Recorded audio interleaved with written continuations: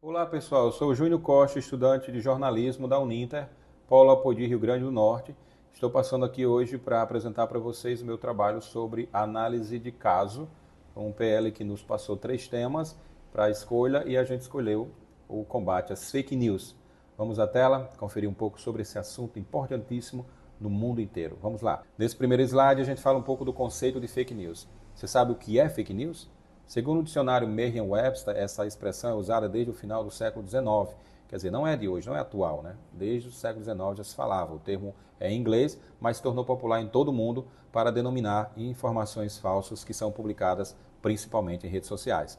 Em 1835, já, o jornal The New York Sun publicou notícias falsas, usando o nome de um astrônomo real e um colega inventado sobre a descoberta de vida na Lua.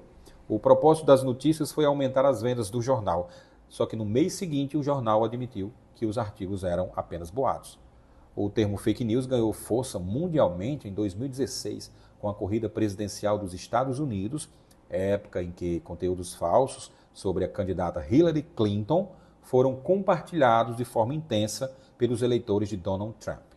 E agora vamos ver um pouco de fake news na imprensa. O jornal da USP apresenta como identificar e combater as fake news no Brasil. Aqui ele apresenta 3 exemplos. Primeiro, teve um caso sobre o confisco da poupança em março de 2024 pelo presidente Lula, que foi algo similar ao que ocorreu nos anos de 1990, que causou um certo caos no país, no governo Fernando Collor de Mello. Acho que todo mundo lembra um pouco disso. Teve outro exemplo dos deepfakes, que são falsidades profundas. São conteúdos falsos produzidos com alto grau de elaboração. Foi popularizado em 2016 nas eleições dos Estados Unidos, criados pela inteligência artificial que mescla, combina, substitui ou sobreposiciona áudios e imagens, resultando na criação de arquivos falsificados. Ultimamente, eu acho que todos lembram sobre vídeos na internet que criminosos se passavam por jornalistas, por artistas, para enganar as pessoas e dar o golpe. Né? E um terceiro exemplo, não muito distante, em 2019, a gente lembra dos grupos anti-vacinas, né, da pandemia do coronavírus, que espalhavam vários boatos.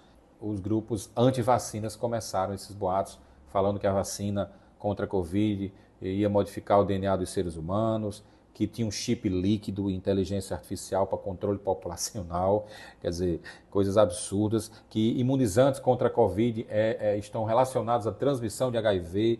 Isso causou um certo caos na época da pandemia. Né?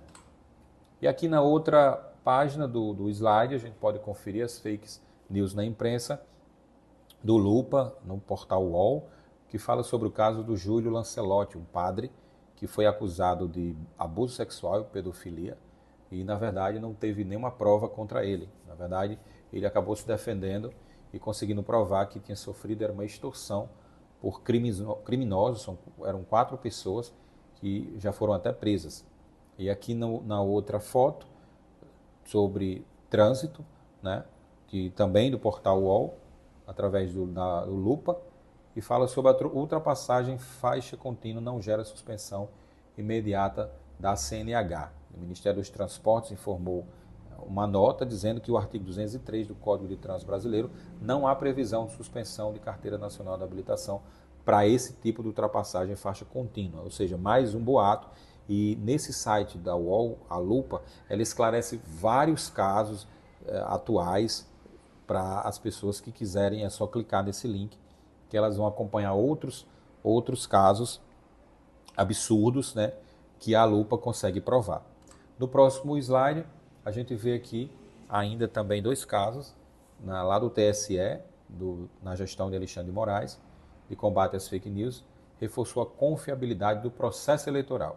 O TSE regulamentou de maneira inédita o uso da inteligência artificial na propaganda de partidos, coligações, federações partidárias, candidatas e candidatos nas eleições municipais de 2024.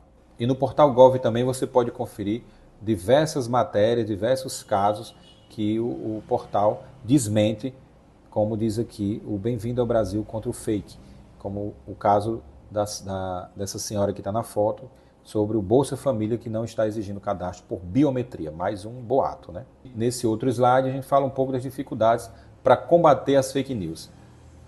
Uma das grandes dificuldades apresentadas é como controlar o uso da inteligência artificial, como diz o Rodrigo Ratier, que é professor da Escola de Comunicações e Artes da ECA, da USP.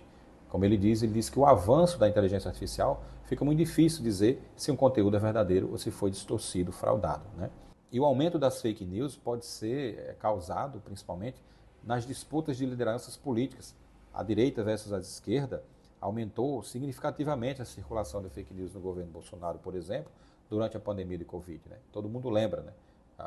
Lá em Manaus, sobre a questão da vacina, como a gente já falou um pouco. E aqui tem as consequências das fake news.